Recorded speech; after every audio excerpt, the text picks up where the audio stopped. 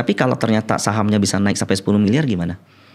Jadi begitu udah sampai 2 miliar, angka itu kita lupakan. Ambil yang menurut kamu udah cukup.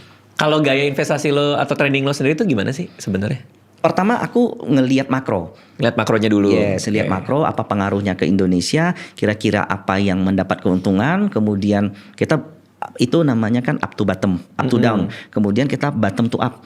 Itu bakal ketemu tuh tengah kalau kita bikin kurva bulat gitu. Ini bottom to up, ini up to bottom, di tengah kan pasti ada tuh emiten yang didukungkan dari itu. Contohnya sebenarnya tahun ini dari Desember sampai Januari nikel itu kan naiknya kenceng, 19%. Company nikel laporan keuangan tuh double digit semua. Kita lihat Broxum, kita lihat TA, akumulasinya bagus, TA-nya bagus, itu sama-sama nikel bertahan. Berarti lo gabungin semuanya Gabungin semua, yes, karena semua saling berkaitan kan. Berarti ketika lo lihat dari atas, dari makro, gimana caranya lo menentukan bahwa ini nikel nih yang nanti akan naik, atau lo justru pas udah mulai naik lo masuk, atau gimana tuh biasanya? Ada dua cara untuk konfirmasi. Kita lihat ini nikel bakal naik, tapi saham nikelnya nggak kemana-mana, nggak ada akum, ya udah. I see. Kita nggak nemu kurva yang di tengahnya itu. Karena kan kita berarti nggak semua saham nikel naik, memang nggak semua di akum, nggak ada yang juga nggak liquid. Berarti ini dicoret. Nah kemudian ini mulai ada akum nih. Kita mulai lingkar nih.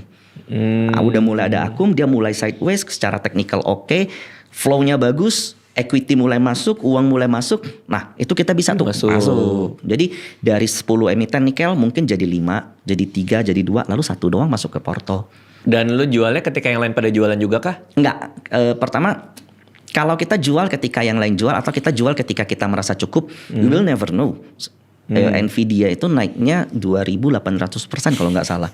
Ya kan? Kita bakal selalu kejual lebih awal. Siapa yang nyangka Bitcoin bisa segini kan? Iya. Nah itu alasan kenapa ada yang mengatakan learn to lepas gitu. Kita harus belajar untuk melepas.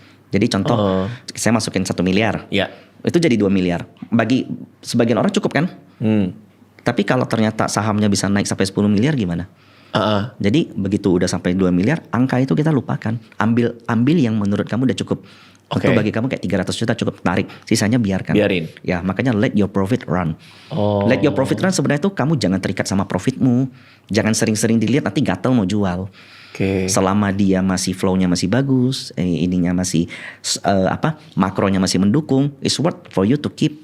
I see. Berarti tetap lo kalau flow-nya mulai kering baru lo kepikiran jual? Mulai kepikiran jual. Yes.